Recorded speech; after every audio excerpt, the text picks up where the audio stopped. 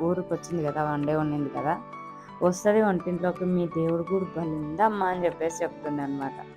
అందరూ అట్లనే చెప్తారు. సాక్షాత్ అమ్మే వచ్చి కూర్చుంటుందో ఏమో తెలీదు గానీ, అంత కళగా ఉంటదనమాట.